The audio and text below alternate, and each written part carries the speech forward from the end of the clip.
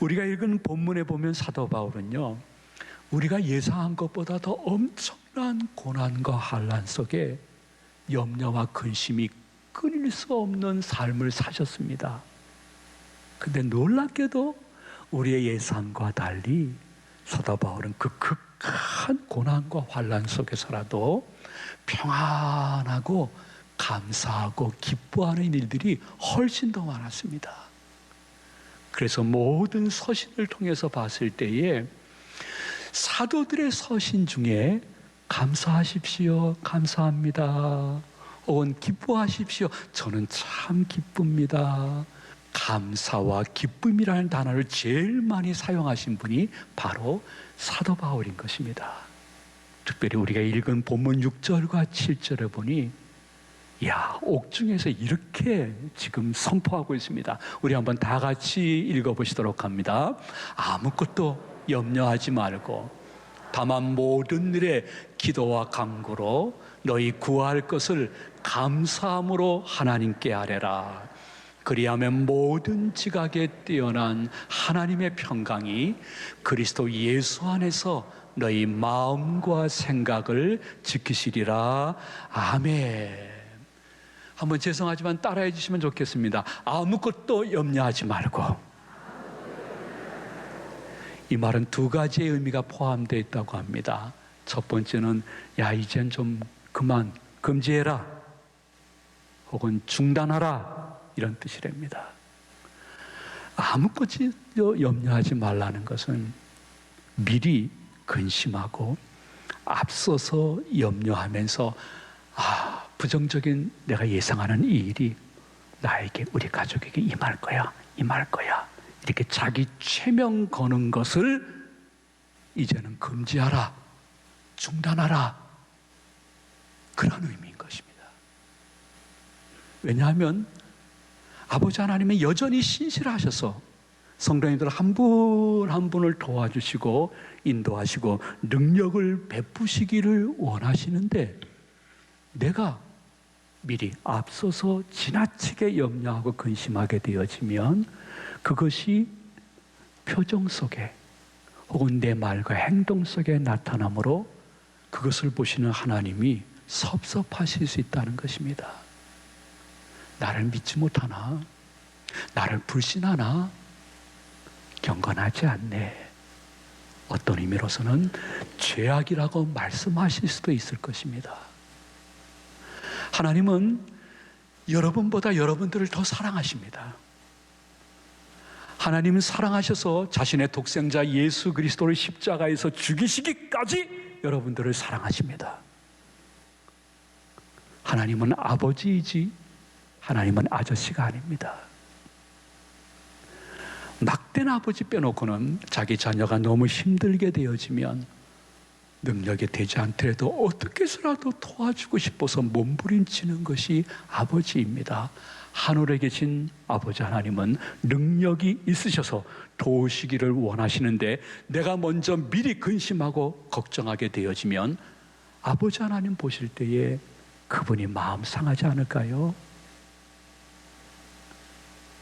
우리의 마음속에 하나님은 어쩌다가 동네에서 만났을 때에 내가 어려울 때 전혀 도와줄 필요도 없고 도와주지도 않을 아저씨가 아닐 것입니다. 여러분 모두에게 혹시 조금이라도 하나님을 도울 수 없는 아저씨처럼 생각하고 계신 분이 계시다 하면 이 시간 그것을 등 뒤에 내어 던지고 하나님을 진정 영적인 아버지로 모시고, 그분이 임마누엘도 하지만은 여호와 이레로 앞서가시며 역사해 주실 줄로 믿는 믿음으로 이 말씀을 받으시기를 진심으로 축복을 드립니다. 신앙생활이라는 것은 무엇일까요? 자기 체면은 아닙니다. 다만 하나님을 신뢰하기 때문에 점점 그 염려와 근심과 부정적인 예측에서 내가 벗어나서 그분이 주시는 평안과 감사와 기쁨을 누리는 것이 신앙생활인데, 이 체험이 다른 사람이 아니라 지금 이 말씀을 듣고 있는 여러분의 삶에 경건으로 임재하시는 은총의 시간 되시기를 축원해 드립니다. 그러므로 마음속에 훈련받아야 됩니다. 이번 일주일 동안 성령이 역사하는 대로 계속 훈련을 받으셔야 됩니다. 무슨 훈련? 어떤 일을 만날 때마다 이건 안 될 거야. 이건 실패할 거야. 나 이번에 큰 병 들 것 같아. 떨어질 것 같아. 나 이러다가 죽을 것 같아. 이렇게 염려되는 그 시간에 하나님은 말씀하십니다. 너 그 염려하는 시간에 좀 기도해 보지 않으련? 우리는 마음속에 하나님의 말씀을 보고 있지만은 깨닫지 못할 때가 있는데, 본문 4절 말씀에 주님께서 우리들에게 이렇게 말씀하십니다. 야, 너희들 주 안에서 항상 기뻐하라. 내가 다시 말하노니 기뻐할 수 있는 방법이 있다. 이렇게 4절에서 말씀하셨습니다. 우리 한번 다 같이 4절을 봉독하도록 합니다. 주 안에서 항상 기뻐하라. 내가 다시 말하노니 기뻐하라. 그러면 어떻게 지금 내가 당하고 있는 이 현실 속에서 기뻐할 수 있을까? 기쁨의 전제 조건은 기도라는 것입니다. 기도하면 기뻐할 수 있고, 기도하면 근심이 물러가고, 기도하면 감사하고 내 마음속에 평안을 주시는 것이 성경의 원리인데, 왜 내가 기도하지 않을까? 최소한도 두 가지 이유가 있을 것입니다. 여러분 한번 대입해 보십시오. 제일 먼저는 내게 주어진 이 어려운 현실이 나를 너무 옥조임으로 말미암아 하나님의 존재라든지 그분의 능력을 믿지 않은 지가 꽤 오래되었기 때문에 기도하지 않습니다. 또 하나는 왜 기도하지 않을까요? 아직도 하나님 앞에서 내 자존심이 높기 때문입니다. 그리고요, 아직도 내 힘과 능력을 의지하는 모습을 포기하지 않기 때문인 것입니다. 만일 하나님이 하나님 존전에서 너무 자존심이 높고 자기의 힘과 능력을 끝까지 의지하는 그 모습을 봤을 때 안 되겠다. 그래서 하나님이 고난을 주어서 자존심을 내려놓게 하고 내 능력과 힘을 의지하는 것을 포기하게 하는 그 과정 속에 당하는 아픔은 생각보다 죽음과 같은 아픔일 것입니다. 사랑하는 제 가족 여러분, 그리고 시청자 여러분, 그러므로 기도란 무엇일까요? 기도라는 것은 살아계신 아버지 하나님의 도우심과 능력이 내 안에 들어오는 통로인 것입니다. 하나님은 살아계십니다. 그분은 우리를 도우시고 능력으로 함께 하실 것인데, 어떻게 함께 하시느냐? 기도하는 성도들을 통해서, 그 기도를 통해서 하나님의 은혜와 축복이 여러분들에게 들어가는 통로가 될 수 있다는 것입니다. 아버지 하나님이 제일 유심히 보시면서 아이고 참 괜찮다 하는 모습은 무엇일까? 기도하는 손입니다. 기도하는 눈입니다. 기도하는 무릎입니다. 기도할 때 흘리는 눈물인 것입니다. 이 세상에 어떤 엄청난 큰 문제라 할지라도 기도해서 해결되지 않을 일은 단 한 가지도 없습니다. 반대로 이 세상에 어떠한 작은 일이라 할지라도 야 이거 뭐 이 정도 일은 뭐 기도할 필요가 뭐가 있나? 아닙니다. 그 작은 일도 기도하지 아니하면 안 될 수 있습니다. 그러므로 기독교인은 믿지 않는 분들하고 무엇이 다를까? 꼭 교회 와서 새벽 기도, 심야 기도 한다는 얘기 아닙니다. 개인 기도실에서 늘 기도한다는 얘기 아닙니다. 지금 아픔을 당하고 있는 그 현실 속에서, 그 현장 속에서 눈을 뜨고라도 아버지 하나님께 묵상 기도 드리는 것이 항상, 그리고 감사함 속에 있게 되어지면 그러한 성도는 기도하면서 그분이 주시는 응답을 기다릴 수 있는 자격이 있습니다. 기도하면서 점점 염려와 근심이 물러가고 그분이 주시는 평안과 감사를 받을 수 있는 특권이 있는 것입니다. 기도는 여러분 한 분 한 분에게 지금 필요한 경건입니다. 어디서?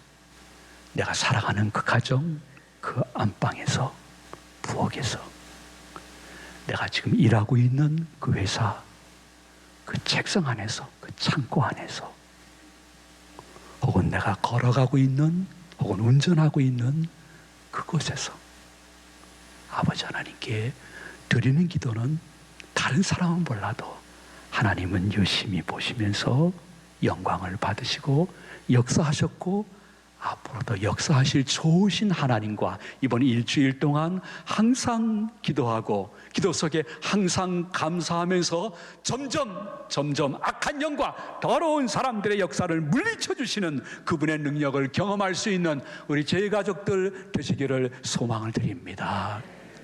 이러한 일상 속의 기도에 대해서 사도 바울이 말씀하시면서 본문 6절 하반절에서는 이렇게 말씀하고 있습니다. 기도하되 그럼에도 불구하고 감사함으로 하나님께 아뢰라, 이렇게 말씀하고 있습니다. 우리 6절 하반절 우리 다 같이 봉독하도록 합니다. 너희 구할 것을 감사함으로 하나님께 아뢰라. 감사의 영을 받으시기를 축원합니다.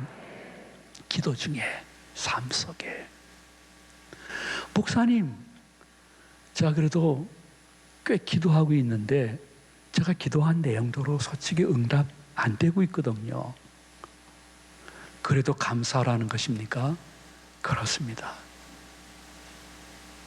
왜냐하면 지금 응답이 완전히 이루어진 것이 아니라 응답받는 과정이기 때문에 내 기도를 받으시는 분이 잡신이 아니고 내 기도를 받으시는 분이 교주가 아니고 살아계신 전능하신 아버지 하나님이라고 하면 하나님은 내 기도에 대해서 제일 알맞을 때 제일 귀한 방법으로 응답하셨고 이번에도 응답하실 줄로 믿습니다.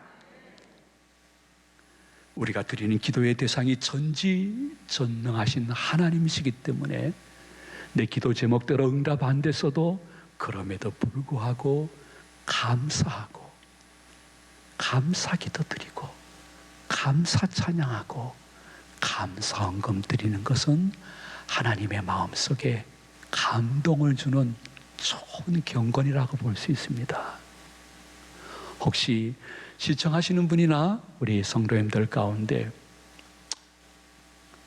너무 목사님의 말씀이 귀에 안 들어와요 하시는 분이 계시면 제가 한 가지 말씀을 올리도록 하겠습니다.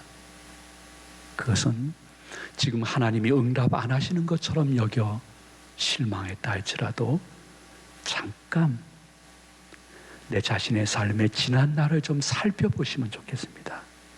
지금이 아니라 지난 날 그때 그 사건, 그 기도 제목 속에 아버지 하나님이 어떻게 응답하셨는가 한번 살펴보십시오. 살펴보면 한 가지 해답이 나올 것입니다.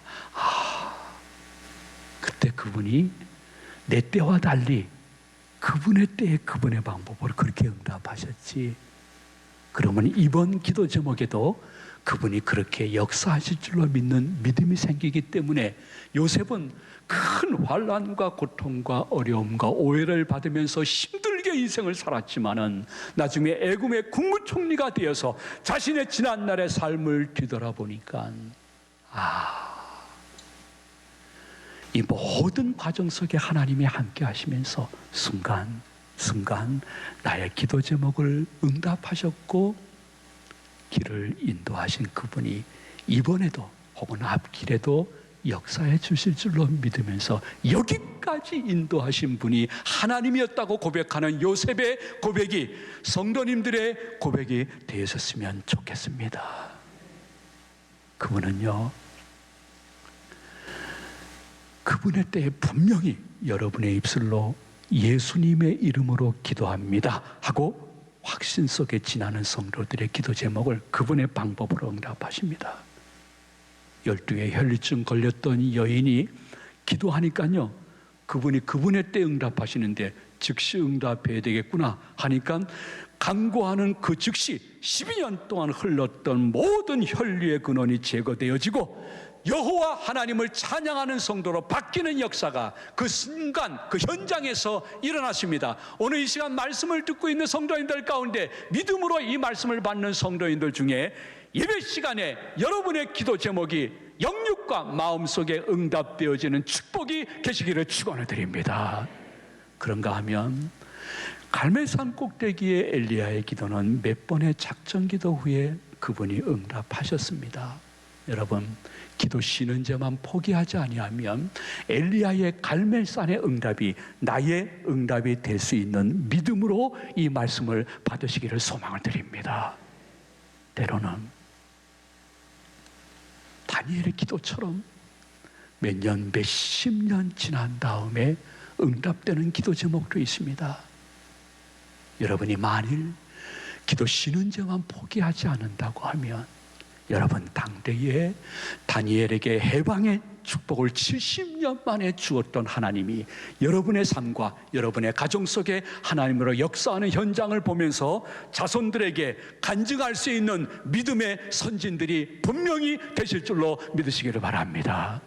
때로는 아버지 하나님은 자신의 때 자신의 방법으로 응답하시는데 출애굽 간절히 기도했던 그 출애굽의 기도를 그 기도한 당대에는 응답하시지 않았지만은 그 자손 때, 손자 때, 증손주 때 가서 응답해 주시는 신실하신 하나님, 여러분들이 지금 기도 올리는 기도가 혹 어떤 기도는 여러분 당대에 응답되지 않을 수도 있을 것입니다. 그러나 분명코 신앙의 6대째인 저 가정의 삶을 통해서 간증할 수 있는 것은 손자 때 가서 증산조 때 가서라도 믿음의 어르신들이 올린 예수님의 이름으로 기도합니다 했던 기도 제목은 응답하셔서 하나님이 홀로 영광을 받으실 줄로 믿으시기를 바랍니다. 때로는 여러분의 기도를 아버지 하나님은 수정해서 응답하십니다. 사도 바울은 소아시아 지방 가서 선교하기를 원했는데 성령님은 아니야, 유럽 쪽으로 가야 돼. 기도 제목을 수정해서라도 응답하십니다. 여러분이 진짜 오늘 예배 끝나고 집에 가시면서 한 번쯤 지난날 묵상해 보십시오. 아버지 하나님이 나에게 수정해서 응답한 기도 제목이 무엇이었지? 묵상하시면 집에 도착하기 전에 한두 가지 알게 될 것입니다. 그런데 아버지 하나님은 여러분의 기도 제목에 대해서 응답하지 않는 기도 제목이 있습니다. 근데 그것이 응답입니다. 잘 아시죠? 사도 바울이 지독한 육신의 가시, 질병, 고질병으로 특별히 3번 작전 기도했지만은 성령님은 응답하지 않았습니다. 그리고 말씀하셨습니다. 너 지금 네 몸에 그 정도의 질병이라도 있어야 나 아버지 하나님과 예수 그리스도와 일평생 동행하고 내 사역을 하지. 너 몸까지 나 건강해봐라. 너 내 곁을 떠날 거야. 저는 여러분에게 자신 있게 얘기합니다. 여러분이 기도했는데 끝까지 응답되지 않은 기도 제목이 있습니까? 응답입니다. 예수 그리스도와 몸된 교회를 응답하지 않아서 지금 이 예배를 드리고 있기 때문에 응답입니다. 진정한 기독교인의 승리는 숨을 멈추는 그 순간까지 예수님과 그의 몸된 교회와 복음을 떠나지 않는 것이 성공적인 삶이기 때문인 것입니다. 그분은 여러분들 한 사람 한 사람을 너무 사랑하시면서 부족한 종을 통해서 또 이렇게 말씀해 주십니다. 정말 네가 삶 속에서 늘 범사에 감사하고 범사에 기도하게 되어지면 네 가족들도 이해할 수 없는, 어떤 때는 내 자신도 이해하기 어려운 아버지 하나님이 주시는 평강이 선물로 와서 너희 마음과 생각을 지배함으로 네 삶이 바뀔 것이다. 본문 7절에서 우리들에게 약속하고 있습니다.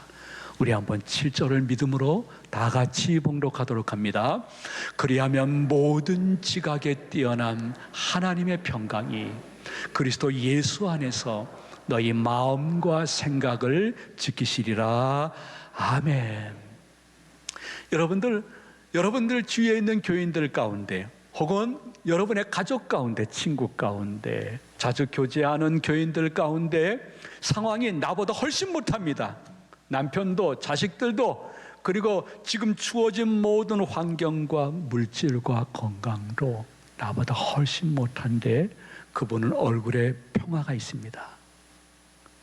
입술에 감사가 있고 기쁨이 있습니다. 또라이인가? 아닙니다. 여러분이 이해할 수 없고 가끔 본인도 내가 이 정도인가? 왜 그러지? 할 정도로 아버지 하나님이 평강과 기쁨과 감사를 주시기 때문인 것입니다. 이것은 본인만 알 수 있는 평강. 이것은 환경이 주는 것이 아니야. 사람이 주는 것이 아니야. 돈이 주는 것이 아니야. 건강이 주는 것이 아니야. 내가 지금 이 상황 속에서 이만큼 평안하고 감사하고 기뻐할 수 있는 것은 하나님이 주신 선물인 줄로 믿습니다. 하는 분이 어떠한 분인가? 일상 속에 그래도 하나님을 의식하며 범사에 기도하고 감사하시는 분들에게 평화, 평화. 잘 들어보세요. 하나님 주신 선물, 오 크고 놀라운 평화. 하나님, 잘 들어보세요. 선물일세.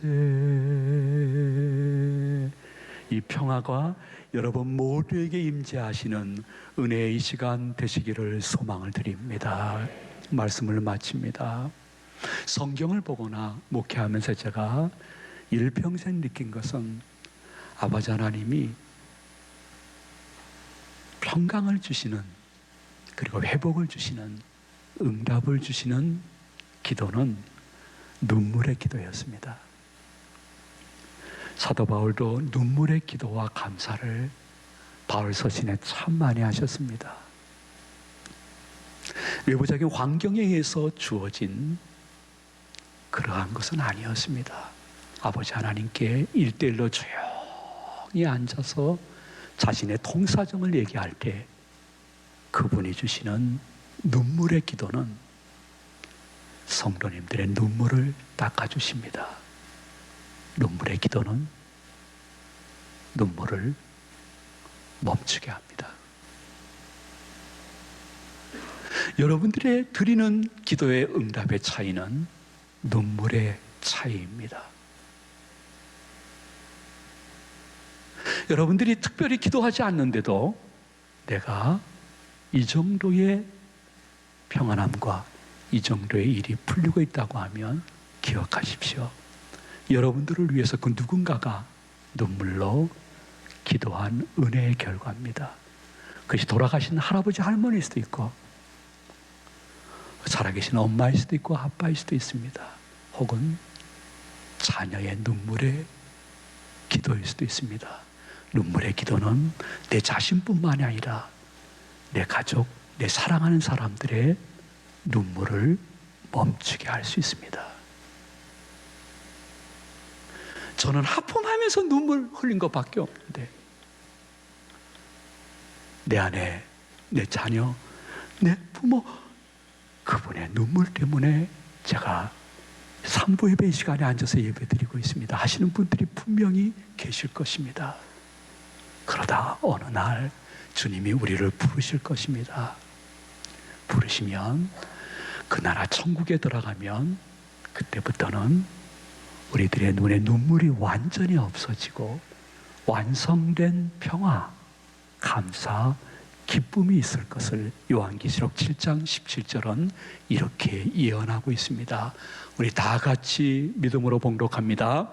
이는 보좌 가운데 계신 어린 양이 그들의 목자가 되사 생명수 샘으로 인도하시고 하나님께서 그들의 눈에서 모든 눈물을 씻어 주실 것임이라. 아멘.